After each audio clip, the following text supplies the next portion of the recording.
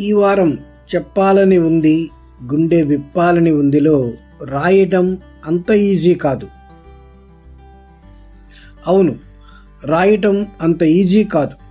2007లో నా తొలి కవిత అచ్చయింది.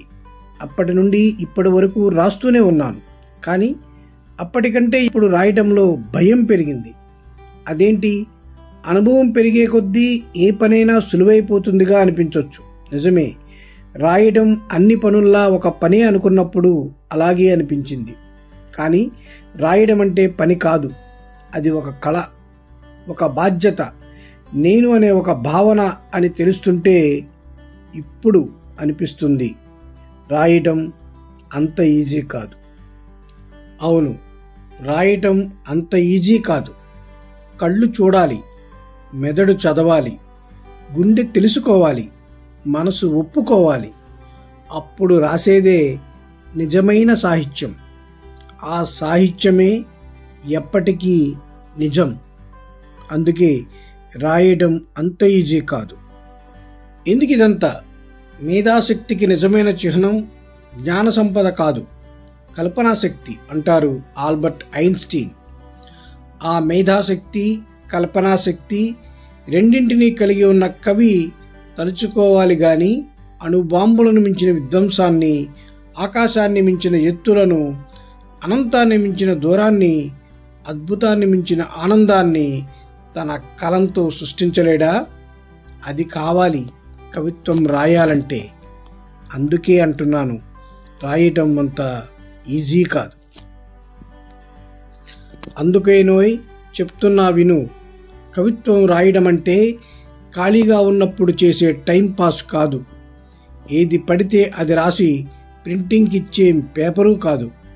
కవిత్వం అంటే మానవీయ భావాలను సున్నితమైన కోణంలో చెప్పే లోతైన భాషా విశేషం.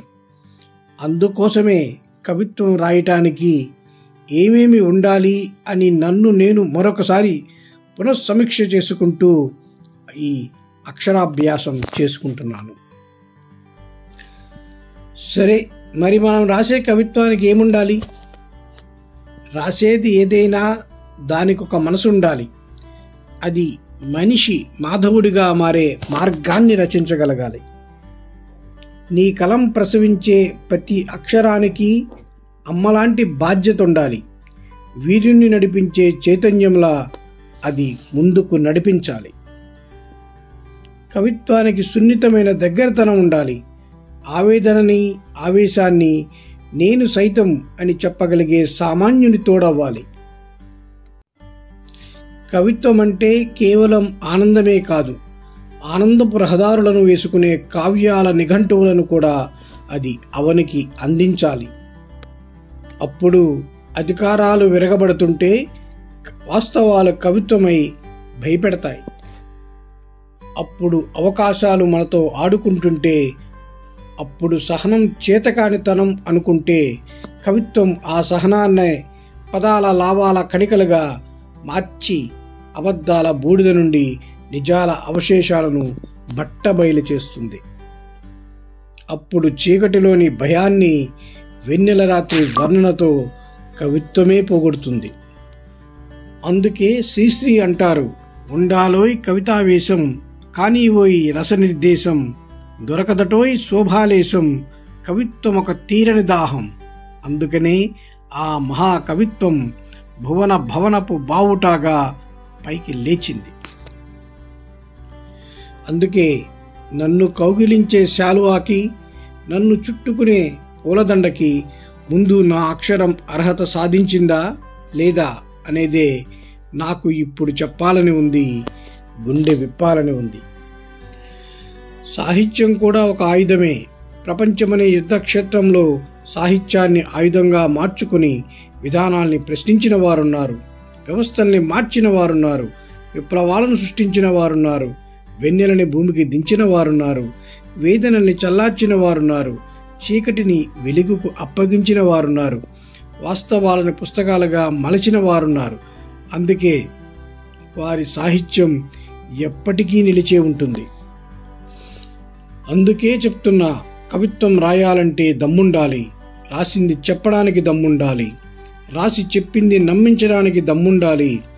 ఆలోచనలు లక్ష ఉంటాయి, కానీ ఆ లక్షని ఒకే కాంక్షగా అక్షరీకరించే దమ్ముండాలి.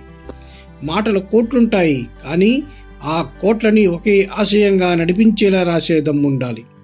అప్పుడు నీ రాతలకు నిత్యం యవ్వనమే. నీ సాహిత్యం ప్రపంచానికి తమసోమ జ్యోతిర్గమయమే. ఆ దమ్ముంటే రాయి.